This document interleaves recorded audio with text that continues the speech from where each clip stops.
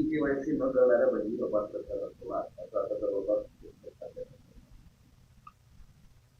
हे करणं गरजेचंच आहे. ई-केवायसी केल्याशिवाय त्याचा जे काही चुकीचे लाभार्थी असतील तर त्यांना त्याचा लाभ मिळवणे हा त्याच्या मागचा उद्देश आहे. आणि जे खरोखर गरजेचे आहेत त्यांना तो लाभ मिळाला पाहिजे हेही त्याच्या मागचं धोरण आहे.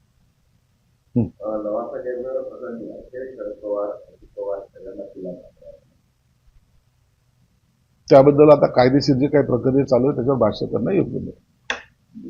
मोहन भागवत यांचं एक वक्तव्य आहे, भारतासाठी हा एकच देश आहे, मुलींमध्ये राहणारी जबाबदारी पार पाडत नाही. तिथं विवाह संस्थेसंदर्भात त्यांचं बोलणं. मोहन भागवतांचं देशाच्या संस्कृतीबद्दल असलेल्या स्वाभिमानाबद्दल केलेलं त्यांनी एक वक्तव्य. हिंदू राष्ट्र भारत सोडला तर एक नेपाळ जगाच्या पाठीवर एक आहे. आणि या ठिकाणी ही संस्कृती किंवा हा संस्कार जर आपण सोडला तर निश्चित आपल्या देशाचा सुद्धा ऱ्हास होऊ शकतो हे सूचक इशारा त्यांनी त्या माध्यमातून दिलेला आहे. म्हणून एकसंघ राहण्यासाठी ही लिव्हिंग रिलेशनशिप जी आहे ही घातक आहे असं त्यांचं कदाचित म्हणण्याचा अर्थ असावा. अजित पवारांनी सदैव पाटलांना फोन केला आणि पुण्यामध्ये आपण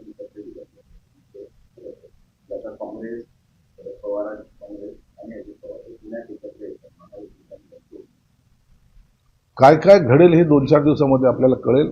कोण कोणाबरोबर जात आहे, कशी युती होते.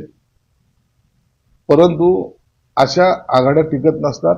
जे युतीमधले पक्ष आहेत तेच एखाद्या वेळेला विचाराने एकत्र आल्यामुळं निवडणूक चांगल्या प्रकारे लढू शकतात. जसं महायुतीमध्ये शिवसेना भाजप ही 30 वर्षापूर्वी एकत्र आहे आणि ते असा कधी विचार करत नाही की याच्याबरोबर जायचं का त्याच्याबरोबर जायचं. म्हणून मला वाटतं निवडणुकीमध्ये शक्यतो जे महायुतीमध्ये घटक पक्ष आहेत त्यांनी एकत्रपणे निवडणुका लढल्या पाहिजे.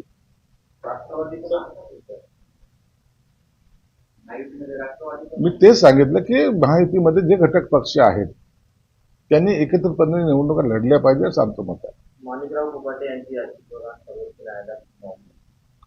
त्याचा काय विषय.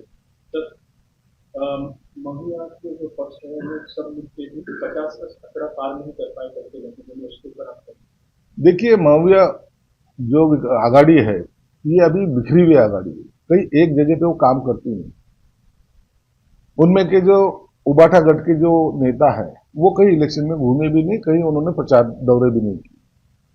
जो होगा भगवान भरोसे होगा. इस तरीके से इलेक्शन नहीं लड़ी जाती. कांग्रेस उनके साथ में नहीं थी, शरद पवार जी उनके साथ में नहीं थे, सब अलग अलग लड़ रहे थे. अब नतीजा उनका ये हुआ कि एक साथ नहीं रहने की वजह से आज वो 50 का आंकड़ा भी पार नहीं कर पाए.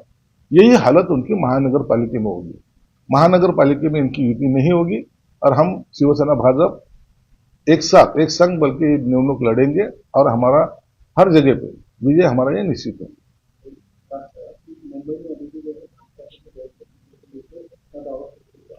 देखिए लास्ट क्षण तक हर कोई पार्टी अपना दावा छोड़ती नहीं, दावेदारी छोड़ती नहीं, लेकिन इसके ऊपर तोड़गा 1-2 दिन में निकल जाएगा और ये महायुति बोलते ही मुंबई महानगर पालिका का चुनाव लढा जाएगा. काल नगरपालिका नगरपंचायतच्या निवडणुकीच्या निकालानंतर आपण पाहिलं असेल महायुतीला भरघोस यश असं प्राप्त झालेलं.